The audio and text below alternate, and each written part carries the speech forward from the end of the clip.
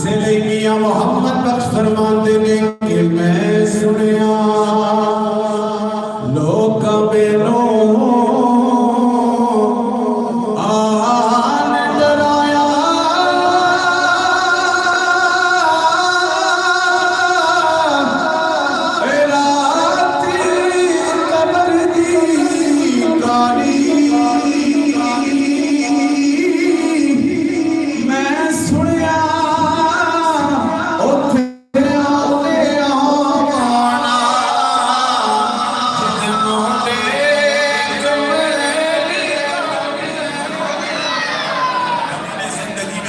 دعائیں دی، جنازوں پر بھی دعائیں دی، قبر پر بھی دعائیں دی، اور مصطفیٰ کریم صلی اللہ علیہ وسلم قبر میں بھی نگاہ فرمائیں گے۔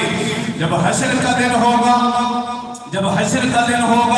پھر بھی حضور سید عالم صلی اللہ علیہ وسلم کا سر سجدے میں ہوگا، آواز آئے گی یا محمد ارفع راسک، اے میرے پیارے حبیب صلی اللہ علیہ وسلم اپنے سر انور کو اٹھائیے۔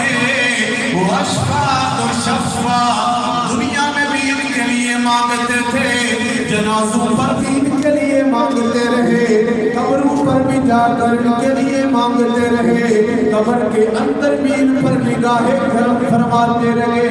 آج محشر کے میدان میں بھی نبی ان کے لیے سجدہ کر رہے ہیں۔ آواز آئے گی وَاشْفَعْتُ شَفَّعْ، میرے حبیب آج جس کی طرف تیرا اشارہ ہوگا، تیرا رب اس کو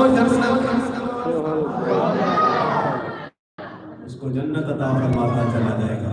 تو نبی پاک صلی اللہ علیہ وسلم کے غلاموں، حضور نبی رحمت صلی اللہ علیہ وسلم نے تو دعائیں دی ہیں، دعا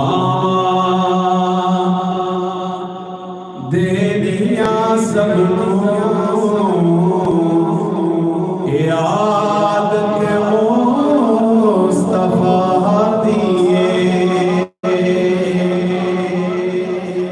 مکان تو لا مکان دے کر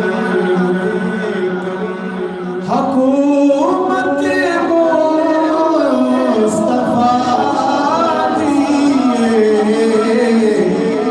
جتنے مجھے بری ہوں دے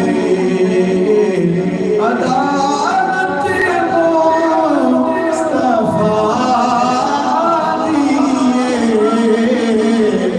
نبی ہوئے ولی ہوئے عمر ہوئے علی ہوئے، دعا دینیا سب لوگ عادت مصطفیٰ۔ اللہ کریم نے فرمایا اذا سالک عبادی انی فانی قریب اجیب دعوت الداعی اذا دعان، فرمایا جب بھی میرے بندے مجھ سے دعا کرتے ہیں میں دعا کو قبول فرما لیتا ہوں۔ اس مطلق کے اندر جیسے تمام اوقات شامل ہیں، ان ہم اوقات میں سے ایک وقت وہ جنازے کا بھی شامل ہے۔ جب ہم جنازہ پڑھتے ہیں تو جنازے کے بعد بھی دعا کی جاتی ہے۔ کچھ لوگ ان کی فکر اپنی ہے، سوچ اپنی ہے کہ جنازے کے اندر ہی جو دعا ہو جاتی ہے۔ نبی کریم صلی اللہ علیہ وسلم نے فرمایا، جامع ترمذی کی حدیث ہے، فرمایا اذا صلیتم علی المیت، فرمایا جب تم میت پر جنازہ پڑھ چکو فاخلصوا له الدعاء، تو اس کے لیے خالصتاً رب کے حضور دعا کیا کرو۔ علامہ تفتزانی لکھتے ہیں کہ یہ تعقیب مع الوصل کے لیے ہے، یعنی معنی یہ ہے کہ جب تم جنازہ پڑھ چکو تو اس کے بعد دعا کرو۔